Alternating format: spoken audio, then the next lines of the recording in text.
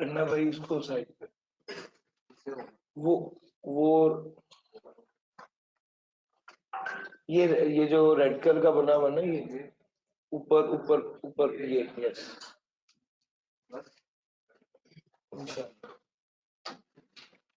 Sir जी। बिस्मिल्लाहिर्रहमानिर्रहीम।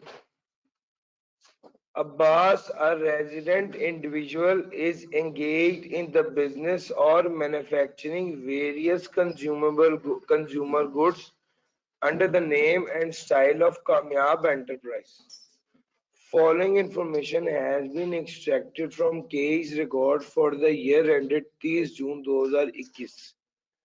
Cell आ गया, cost of good sold आ गई, ग्रॉस प्रॉफिट आ गया, एडमिन एंड सेलिंग आ गया, फाइनेंशियल चार्जेस आ गया, अदर इनकम आ गई, प्रॉफिट बिफोर टैक्स आ गया।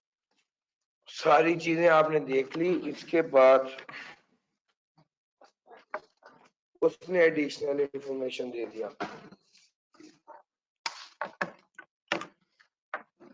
मैंने काफी लंबी चौड़ी बात की कि सवाल आसान है। ये सवाल पढ़ने के बाद जनरली ये क्वेश्चन आसान था, सिर्फ प्रॉब्लम वहां पर आई जहां पर लैग आ रहा था। समहाउ मैंने यही डिसाइड किया कि आपको मैं ये दोबारा करा। Accounting depreciation of rupees 1.2 million, the tax WDV of KE fixed asset on 1 July 2021। Sir accounting depreciation उसने बता दी है, और आपको पता होना चाहिए कि ये एड बैक होती है और टैक्स के लॉज के मुताबिक जो डेप्रिसिएशन है वो माइनस होती है। अच्छा, फिर उसके बाद हमने बात की थी प्लांट और मशीनरी 686000, फिर कंप्यूटर एंड रिलेटेड प्रोडक्ट्स थी, फिर मोटर व्हीकल थी। A new computer was purchased on 1 April 2021 for rupees 150,000. Motor vehicle which was purchased on 15 June 2019, motor vehicle new computer खरीदा था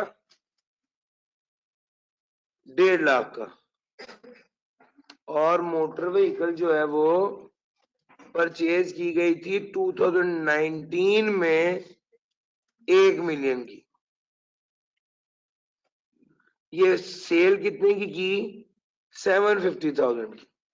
carrying value of motor vehicle was equal to sale proceed. एक सवाल उसके अलावा भी आया हुआ है जिसमें उसने अकाउंटिंग का इस तरह ही डिटेल दी थी।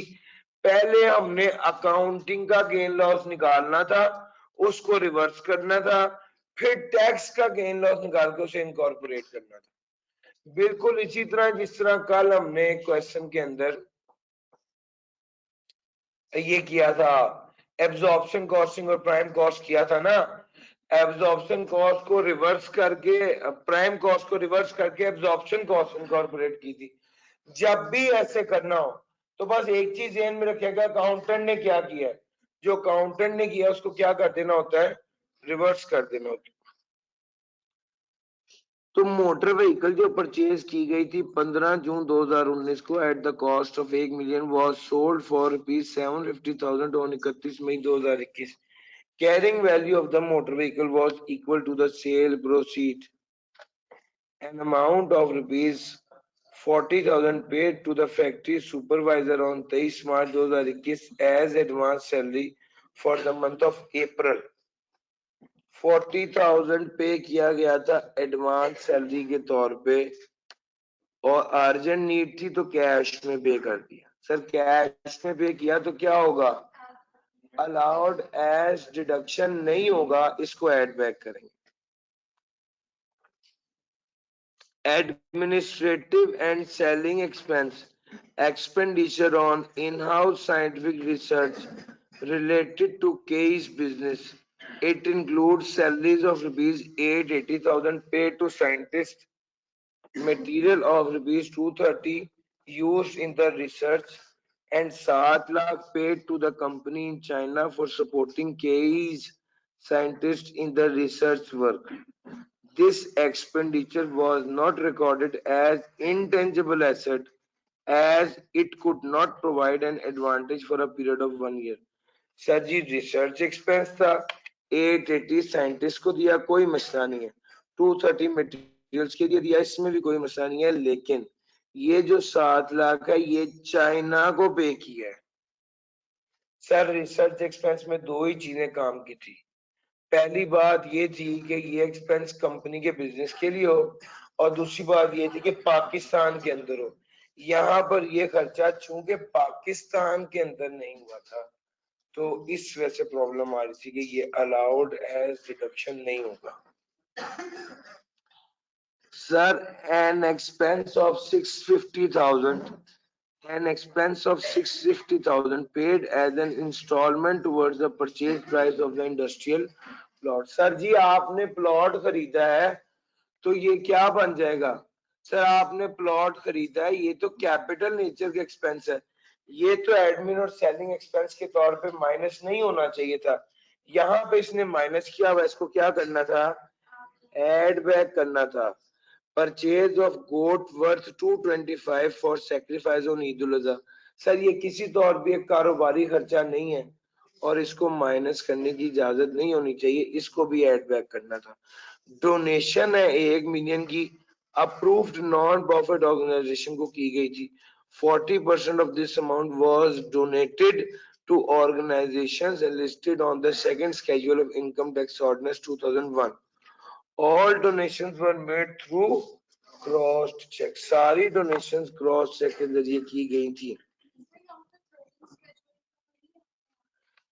सवाल है पिछली अटेम्प्ट का सवाल है, इससे जो पिछली अटेम्प्ट थी वहां तक सेकंड स्केड्यूल वाली बातें थी, उसका रूल मुख्तलिफ था जो मैं अभी बताना नहीं चाहता, उसका कोई फायदा नहीं है आप लोगों को ना।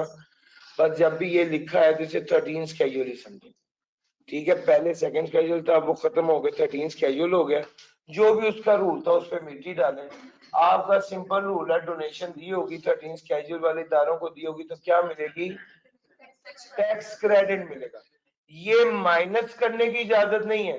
सो यहाँ पर एड बैक भी होना है, क्योंकि एडमिन और सेलिंग में ये माइनस हुआ हुआ है, एड बैक भी होना है और साथ ये भी है। सर जी an insurance premium of 2 lakh pay to the registered insurance company for health. Sir ये तो इंश्योरेंस हेल्थ इंश्योरेंस कराई है, ये हेल्थ इंश्योरेंस कराई गई है, और ये जो है ये पर्सनल एक्सपेंस है। सर पेज बताते हैं मुझे? 256 पेज नंबर है। अगर आप में से किसी स्टूडेंट को स्क्रीन में उतना अच्छे से विजिबल नहीं है तो आप बुक भी देख सकते हैं। इंश्योरेंस प्रीमियम ये वाला जो है ये भी health insurance. Other income include N amount of rupees 720,000 received from income tax department on account of tax refund। 7,20,000 रुपया में वसूल हुआ है, 80,000 रुपया एडिशनल पेमेंट थी। गलती क्या की है? सारे के सारे को इनकम अदर इनकम में ऐड कर लिया। सर ऐड नहीं करना था, पहली बात है ये लेस करना था। दूसरे नंबर पे 80,000 इनकम थी, ऐड तो होना था, लेकिन ये किस हेड में होना था? इनकम फ्रॉम अदर सोर्स में होना चाहिए था, इनकम फ्रॉम अदर सोर्स में होना चाहिए था। कैपिटल गेन था 430,000 का एक, 430,000 का एक और 2.5 लाख का एक on sale of investment in capital gain of 430 and rupees 250 on sale of investments in shares of Manzil Limited, a public unlisted company, and Himmat Limited, a public listed company। Sir जहां पर unlisted company थी वहां पर तो ये capital asset होगा और others में जाएगा, जहां पर ये पब्लिक लिस्टेड कंपनी थी वहां पर ये कैपिटल एसेट होगा और सिक्योरिटी में जाएगा। बहरहाल दोनों केसेस में ये इनकम फ्रॉम बिजनेस में तो नहीं जाना था, उसमें से तो क्या कर देंगे? निकाल देंगे। ये एडजस्टमेंट थी। मैं फिर कहूंगा कि एडजस्टमेंट्स कोई ट्रिकी नहीं थी, सिर्फ सवाल को हैंडल करना was the key. Sir mister colour change करूं?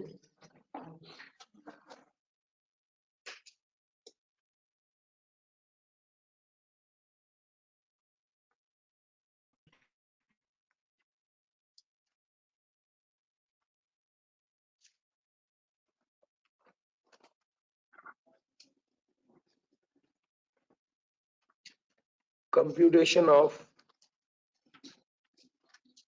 total income, taxable income and net income tax payable.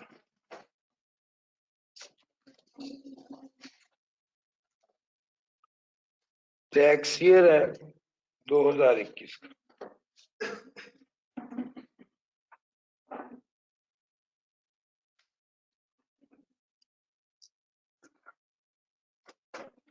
Income from business, working number 1,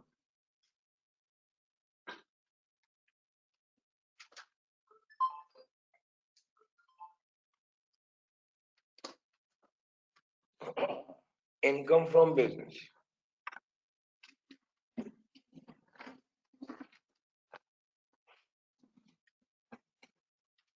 sir जी करना क्या है,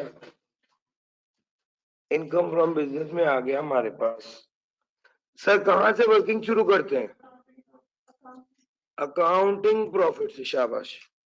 127070000 अकाउंटिंग प्रॉफिट से वर्किंग शुरू की। सर ऐड कर दिया। सर ये सब यहां से एडजस्टमेंट शुरू करने लगे।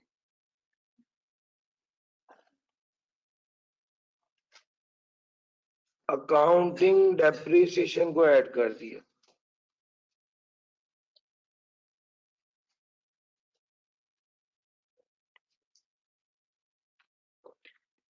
अकाउंटिंग डेप्रिसिएशन को ऐड कर दिया।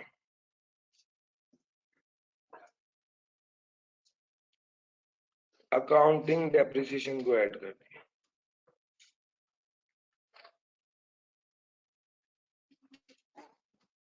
अच्छा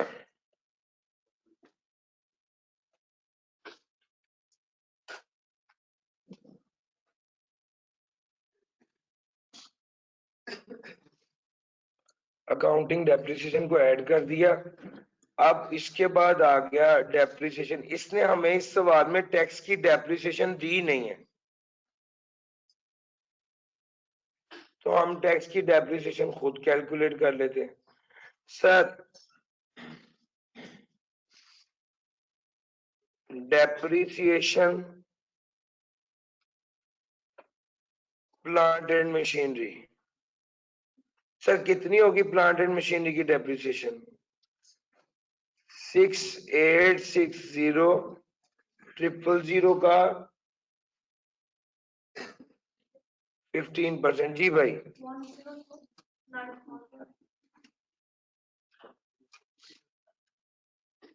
फिर उसके बाद आ गई डेप्रिसिएशन कंप्यूटर रिलेटेड प्रोडक्ट की। नया कंप्यूटर खरीदा गया है 150,000 का ना, तो एक काम करते हैं, पहले हम इनिशियल अलाउंस ले लेते हैं कंप्यूटर का। सर इनिशियल अलाउंस कितना बनता है, 150,000 का 25%, 37,000। उसके बाद हम डेप्रिसिएशन ले लेते हैं किसकी, कंप्यूटर की। सर जी देखिएगा 8 लाख है। अब इस 8 लाख में ऐड कर दीजिए WDV of the new computer, जो कितनी बनेगी, 150 में से 37,500 लेस करके, 150 में से 37,500 लेस करके जो अमाउंट बनेगी उसे इस 8 लाख में ऐड कर दें। कितनी अमाउंट बन रही है, नहीं यार की हो गया, वो पहले वो अमाउंट बताएंगे। 150 में से 37,500 लेस करके क्या,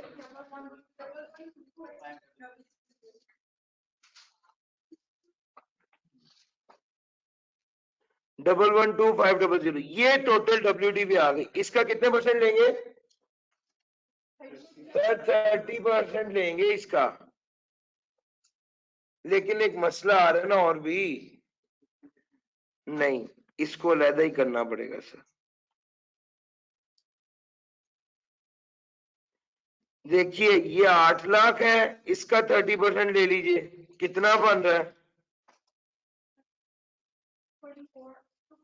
240,000। अब depreciation of new computer, sir जो इस साल में कंप्यूटर खरीदा है वो 150 का खरीदा, उसमें से पहले इनिशियल अलाउंस माइनस कर दीजिए, इसका 30% तो लेंगे, लेकिन चूंकि 2021 में खरीदा है उसका भी 50% लेंगे। यस और नो, ये मसला, इसलिए पहले मैंने सोचा ऐड करें, हम पुराने दौर में यही करते थे, लेकिन यहाँ नहीं ये हो सकता। तो देखिएगा क्या बन 16875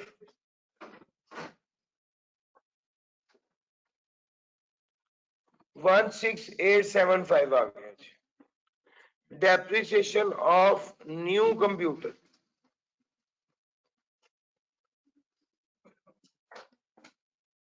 अच्छा जनाब, इसके बाद आगे क्या है?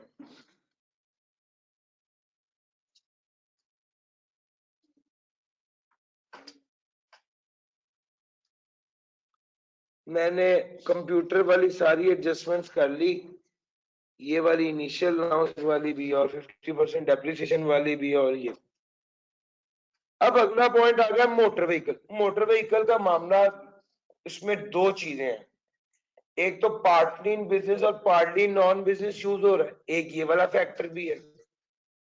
दूसरे नंबर पे एक और चीज भी है, और वो ये कि पार्टली इन बिजनेस और पार्टली नॉन बिजनेस है, point number 1।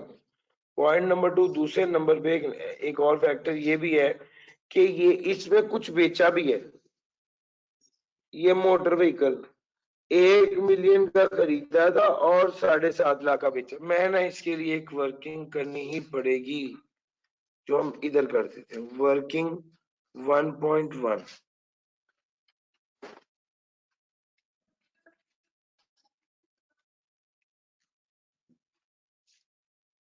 Disposal of motor vehicle, sir cell proceed क्या है?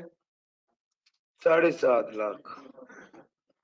WDV क्या है? WDV कैलकुलेट करनी है।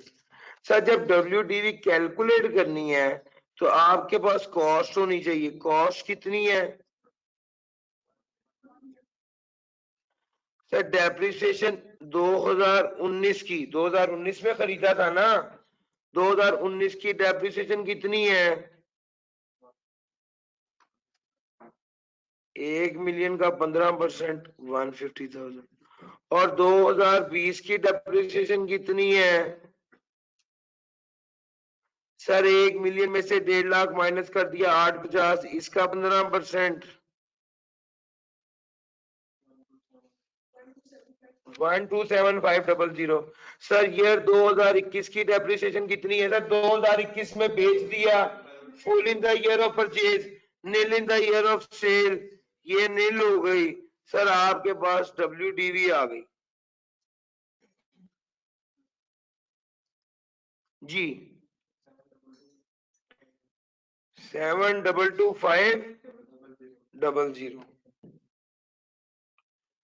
ये आपके पास आ गई। अब मसला ये है,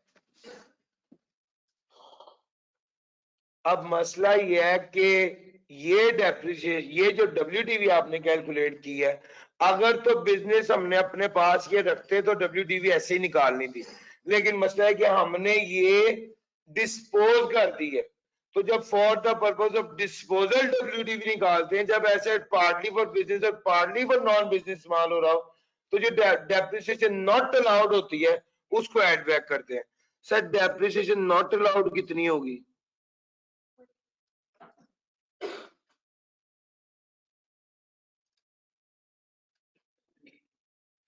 सर पहले साल की 30,000 और दूसरे साल की 25,500, और ये बन गया 55,500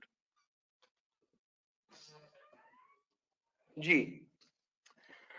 अब WDV, अब यहां पर हम लिखते हैं, ऐड कर देंगे डेप्रिसिएशन नॉट अलाउड कितना 55,500 और ये आ जाएगी WTV in case of disposal. Sir अगर आपने चैप्टर 8 में अच्छे से वो पढ़ा है और ये बात आपको वहां पे बताई गई थी, वो वाला रूल अगर जहन में ये बात नहीं आई तो एक बार वो वाला रूल रिवाइज करके पढ़ेंगे तो क्लियर हो जाएगा कि अगर एसेट पार्टली फॉर बिजनेस और पार्टली नॉन बिजनेस के लिए इस्तेमाल हो रहा हो और WTV निकालनी हो at the time of disposal तो वो कैसे निकलेगी, एड बैक कर देंगे वो WTV, एड बैक कर देंगे वो डेप्रिसिएशन जो अलाउड एज डिडक्शन नहीं थी। सर कितना आ गया 778,000। सर ये असल में आपके पास WTV आ गई, ये वाली WTV आपको चाहिए गेन लॉस कैलकुलेट करने के लिए 778,000। सर 28,000 का क्या आ गया उल्टा लॉस आ गया। सर जैसे ही आपने ये लॉस देखा आप यहां पे लिख दें loss on disposal of vehicle कितना 28,000। Sir depreciation of vehicle, vehicle की डेप्रिसिएशन कितनी बन रही है सर 3 मिलियन थी ना ओपनिंग WTV, इसमें से लेस कर देंगे वो एसेट जो डिस्पोज हो गया। सर कितने का एसेट डिस्पोज हुआ है WTV 778,000 का। जी भाई ये WTV आ गई, इसका 15% लेके 80, सर 80% क्यों ले रहे हैं 80% बिजनेस में इस्तेमाल हो रहा है ना तो 80% अलाउड एज डिडक्शन होगा। यानी WTV में से सबसे पहले जो एसेट डिस्पोज किया वो निकाला, फिर उसके बाद रेट अप्लाई किया, फिर उसके बाद उसका 80% लिया चूंकि 80% ही बिजनेस में इस्तेमाल हो रहा था। सर जी कितना आ गया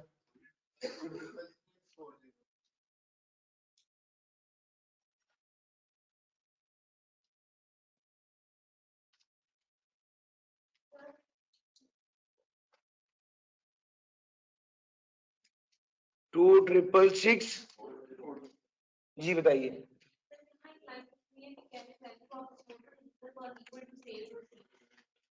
जी ये लाइन लिखी हुई है, ये लाइन मैं बता चुका हूं, मैं दोबारा बताता हूं। उसने ये लाइन इसलिए लिखी है कि आपको एक मैसेज चला जाए अकाउंटेंट ने कोई गेन लॉस रिकॉर्ड नहीं किया, सेल प्रोसीड भी 7.5 लाख थी और कैरिंग वैल्यू अकाउंटिंग की भी 7.5 लाख थी। अगर carrying value cell proceed same हो इसका मतलब है कोई गेन लॉस नहीं हुआ। अगर यहां पर वो लिखता कि कैरिंग वैल्यू उसकी 6 लाख थी और शेयर प्रोसीड 7.5 लाख थी तो 1.5 लाख का निकलता गेन। सबसे पहला स्टेप आपका ये होता कि जो अकाउंटेंट ने गेन रिकॉर्ड किया उसको रिवर्स करो। तो आप सबसे पहले जो गेन अकाउंटेंट ने निकाला होता उसको रिवर्स करते, ठीक है, और फिर उसके बाद आप गेन कैलकुलेट करते जो टैक्स वालों के मुताबिक गेन होता है या लॉस। समझ आ रही है? यहां पे इसने आपको आसानी ये कर दी, मोटर व्हीकल और सेल प्रोसीड को बराबर कर दिया, मोटर व्हीकल की कैरिंग वैल्यू सेल प्रोसीड को, ताकि आपको अकाउंटिंग का गेन ना निकालना पड़े। अदरवाइज आपको पहले अकाउंटिंग का गेन निकालना पड़ता, वो जो कितना जितना गेन पहले अकाउंटेंट निकाल चुका था उसको रिवर्स करके दोबारा निकालते और उसको रिवर्स करते और फिर उसके बाद टैक्स के उसूलों के मुताबिक निकालते। जी आपको पॉइंट क्लियर हुआ है सर? अच्छा जनाब, ये हम एडजस्टमेंट्स कर चुके डेप्रिसिएशन की और इस सवाल में सबसे ज्यादा यही काम था। इसके बाद an amount of 40,000 paid to factory.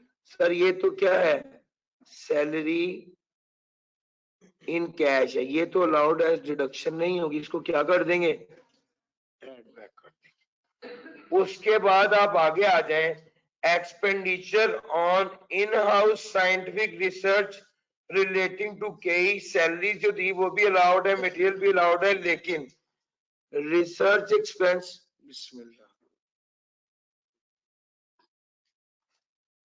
Research expense in China,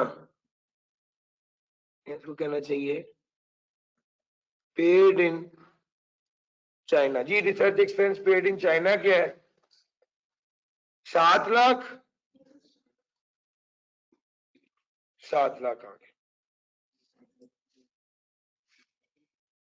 and expense of rupees 650,000 paid as an instalment towards the purchase price of industrial plot.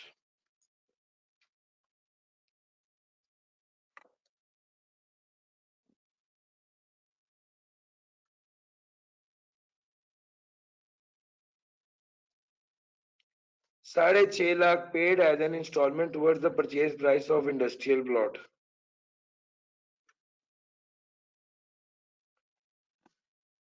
जी यहां पर लिख दें कैपिटल एक्सपेंस 6.5 लाख, ये भी एड बैक होना था।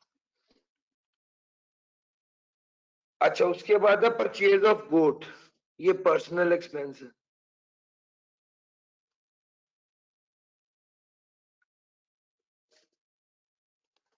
कितना?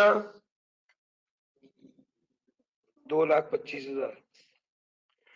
डोनेशन, सर डोनेशन को भी क्या करना है?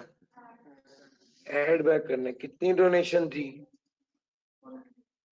1 मिलियन की। अच्छा जी उसके बाद आ गया insurance premium,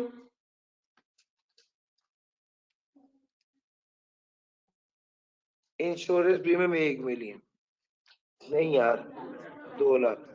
sir I cap की नेचर है, देखिए पहली एडजस्टमेंट ओखी दे दी, बच्चा उसी के अंदर ही फंसा रहे।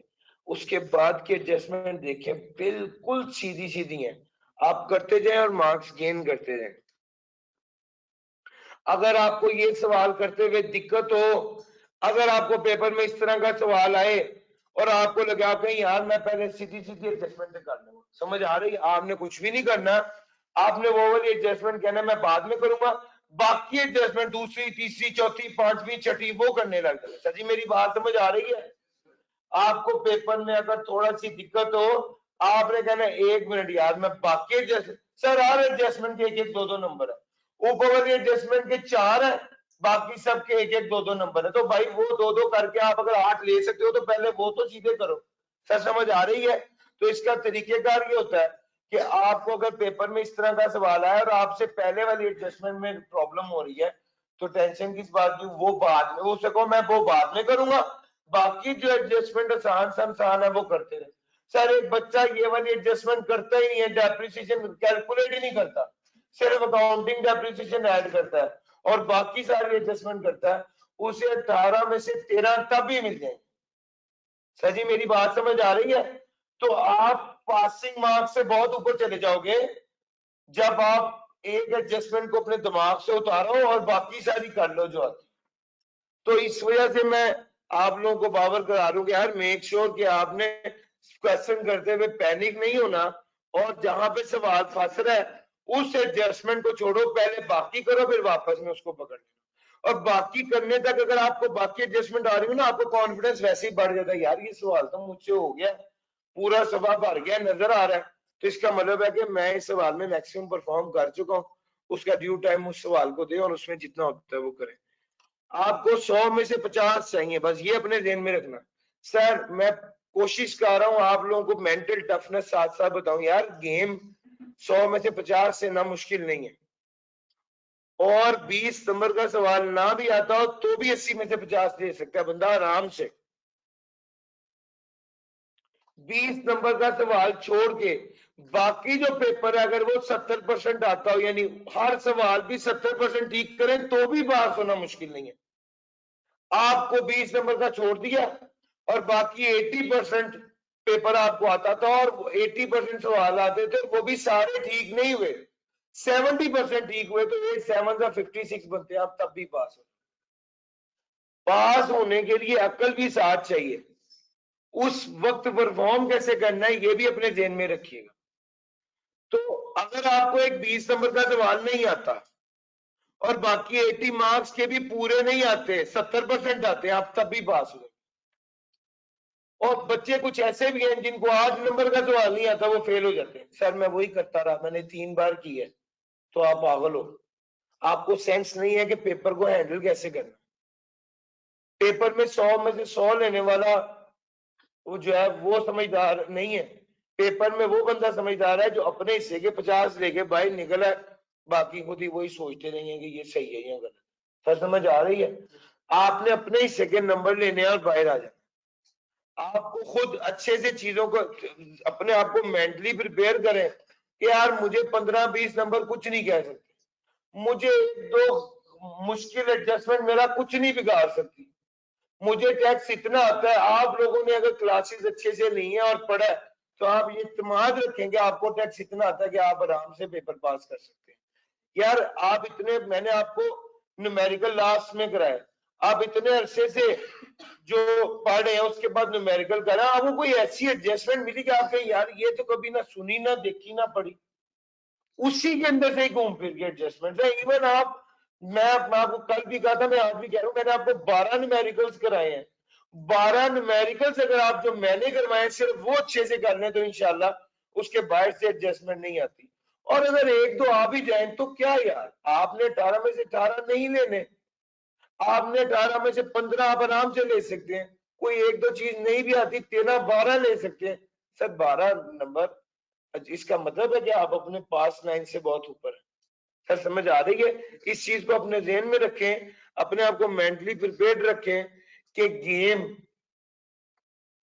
मुश्किल नहीं है, आसान है, और जितना आपको आता है आप 70-75% मार्क्स आराम से ले सकते हैं सर इंशाल्लाह। ले सर उसके बाद आ गया, अच्छा उसने 7,20,000 अदर इनकम में ऐड किया हुआ है। सर ये जो अदर इनकम वाला ऐड हुआ है इसे लेस कर देना है। अदर इनकम में जो ऐड हुआ हुआ है 7,20,000, ये लेस कर देना है और ये यहां पे लिख देना है। ये असल में आना चाहिए इनकम फ्रॉम अदर्स। कितनी अमाउंट आनी चाहिए? सर जो एडिशनल है सिर्फ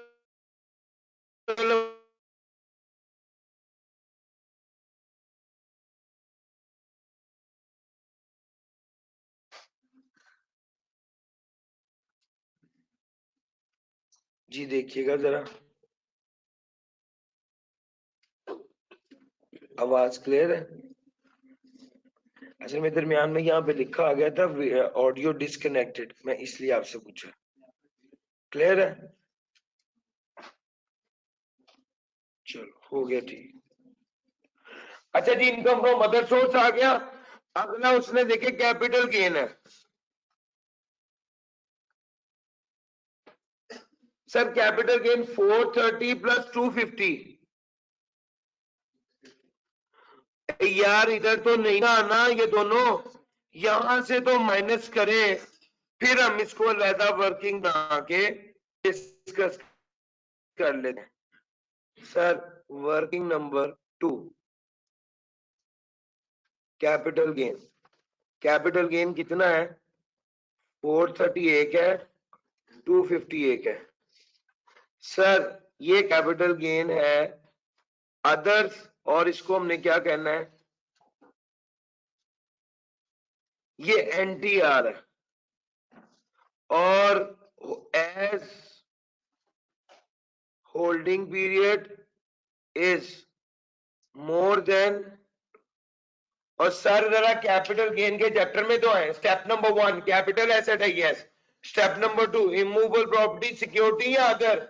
सर अदर है। गेन है या लॉस है? गेन है। Holding period more than 1 year है, यस। 75% टैक्सेबल। सर जी 430 का 75% लीजिएगा, 3,500। और 250 का जरा देखिएगा। सर ये सिक्योरिटीज है, सिक्योरिटीज है तो क्या है? सेपरेट ब्लॉक आइटम है। सर इस पर टैक्स लगता है एट द रेट ऑफ 12.5% लगना है। मैं फिर कह रहा हूं रेट पेपर में गिवन होगा और वहां से आप देख सकते हैं। 250 पे 12.5% रेट रखना है और ये सेपरेट ब्लॉक आइटम है। तो सर ये जो भी है ये इनकम फ्रॉम बिजनेस में तो नहीं आना था, ये तो कंफर्म है। तो पहले स्टेप में क्या किया हमने, इसको इनकम फ्रॉम बिजनेस में से निकाल दिया। ये सब कुछ लेस होना था, इसको लेस कर दीजिए। मुझे एक बार बताते हैं कि फाइनल फिगर अब क्या आ रही है। 12707 में 1.2 मिलियन, एक 40,000, एक 7 लाख, एक 6 लाख 50,000, एक 225,000 भी प्लस करें, 1 मिलियन भी प्लस करें और 2 लाख भी प्लस करें, और फिर उसके बाद ये सारी फिगर्स माइनस कर दें। 1029,000 37,500 और 240,000 16875 और 28,000 और 266,640 और 7,20,000 और 6,80,000। मुझे दोबारा बताइएगा।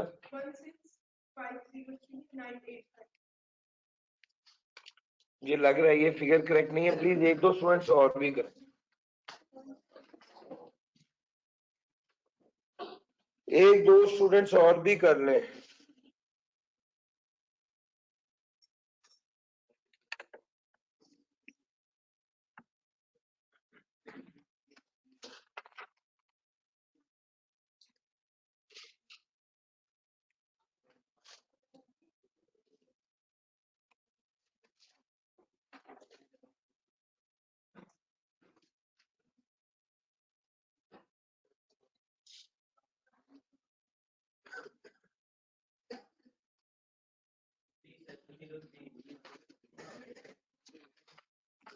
जी दोबारा बताइएगा।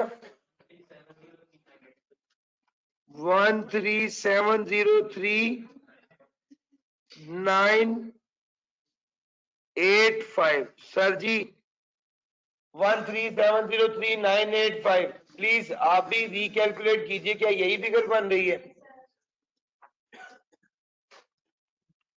सर इसको यहां पे लिख दीजिए।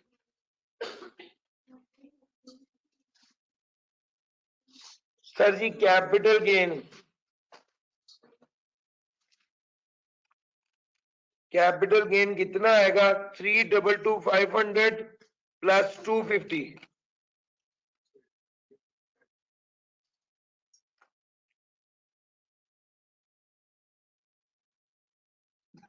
जी जरा बताइएगा।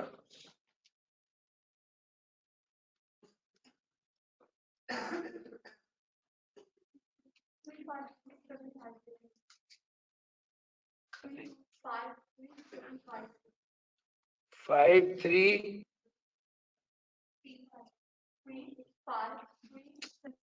सर 322,500 प्लस 250,000 करेंगे तो 3 लाख तो नहीं ना आ सकते। 572,500। देखिएगा भाई यही अमाउंट आ रही है। अच्छा ये कर लिया, अब आपके पास आ गई टोटल।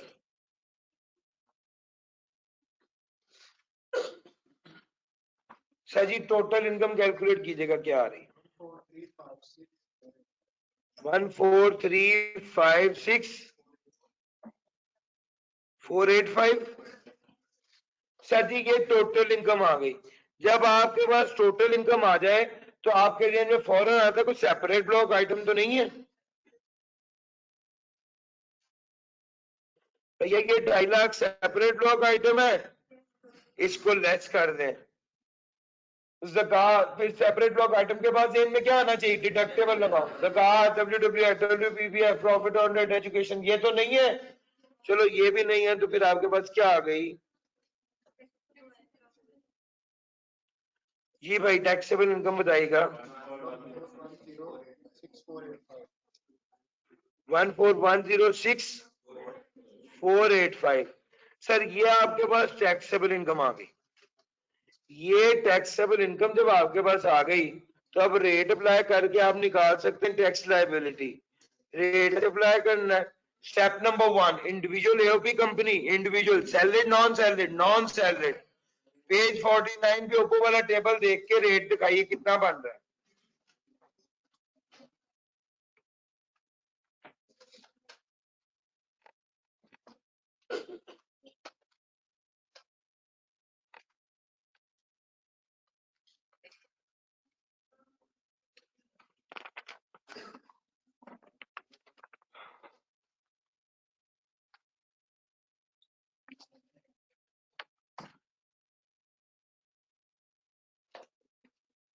सर जी रेट बता दीजिए।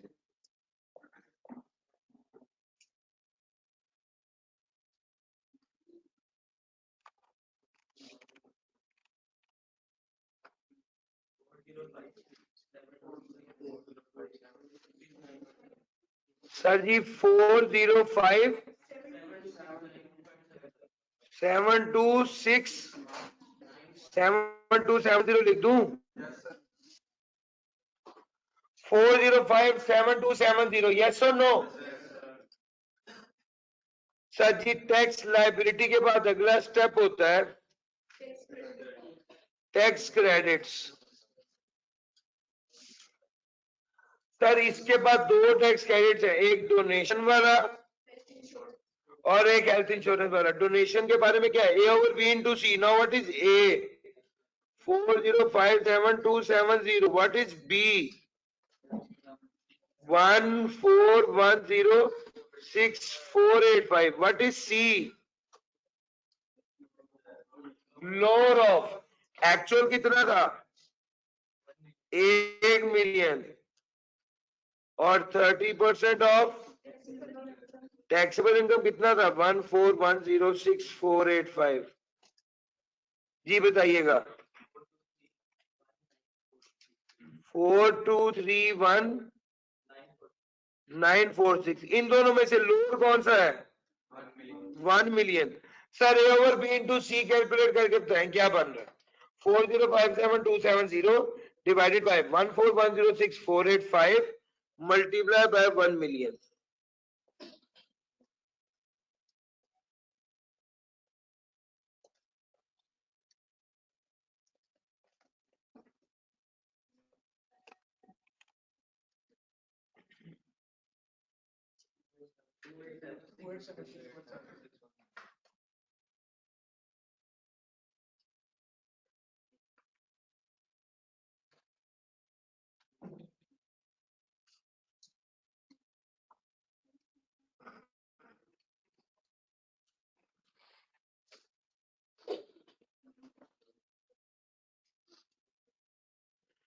जी भाई बताइएगा। 287617। सर ये डोनेशन का टैक्स क्रेडिट निकाला आपने?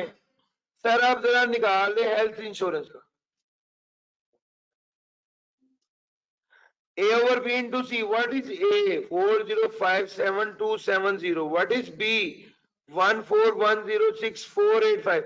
सर एक स्टूडेंट ने कहा यहाँ पर सर नई लाइबिलिटी नहीं निकालेंगे, और मैंने कहा खुदा के बंदो, आपको जब फुल टाइम टीचर देना तब लाइबिलिटी निकालनी है, फॉरेन टैक्स क्रेडिट होना तब लाइबिलिटी निकालनी है, उसके बाद लाइबिलिटी नहीं निकालनी। 40577270 मल्टीप्लाई बाय लोअर ऑफ।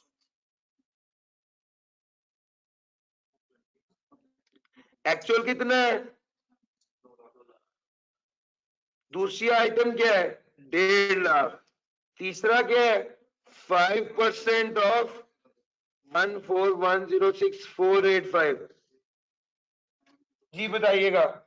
आपकी चैप्टर नंबर 11 में टैक्स क्रेडिट में तीसरा टैक्स क्रेडिट ये है। जी बताइएगा। 705324। इन तीनों में से लोअर कौन सा है? 150,000। सर जी कैलकुलेट कीजिए। 4314। चलो जी 43143 कर दूं फिर मैं। सर जी डोनेशन भी आ गया, हेल्थ इंश्योरेंस भी आ गया, अब क्या रह गया पीछे? एक चीज रह गई है, tax on separate block item. Sir आपका 250 है मल्टीप्लाई बाय 12.5%। जी बताइएगा। 31250। सर ये दोनों माइनस होने थे और ये प्लस होना था, और आपकी आ जाएगी लायबिलिटी। जी बताइएगा।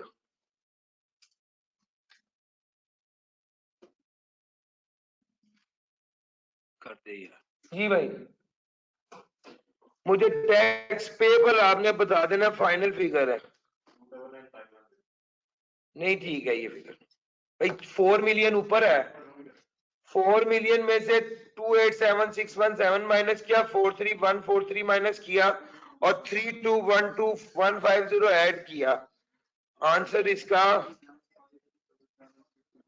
जी भाई 357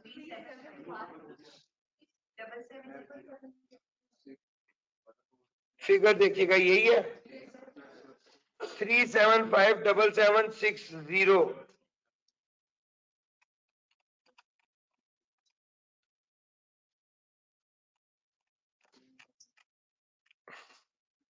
ये सवाल क्या आपको अच्छे से समझ में आ गया? सर कोई चीज पूछना चाह रहे हैं तो प्लीज जरूर पूछिए। आदिल कह रहे हैं सर मटेरियल का क्या करना है? कुछ भी नहीं करना, रिसर्च है। उसके अलावा सर सैलरी बिजनेस के लिए तो सैलरी कैश में लाओ। भाई आदिल फिर आप चैप्टर दोबारा ये जरा देखिएगा। ये आप ठीक नहीं कह रहे, डिडक्शन नॉट अलाउड देखिए। सर ये motor vehicle not applying for आयरा, ये कैसे पता चला? अंडरस्टूड है सर, मोटर व्हीकल जब तक वो ना कहे, सुन लो वो मियां साहब, मोटर व्हीकल वो जब तक ना कहे तब तक हमेशा नॉट अप्लाइंग फॉर हायर ही लेंगे। आदिल आपके सवालों का जवाब मैंने दिया है सर, इसका पीडीएफ बिल्कुल शेयर करूंगा। ले जनाब, ये पिछले टाइम का सवाल था, करवा दिया। आज के लिए इतना ही था। Thank you ji, Allah.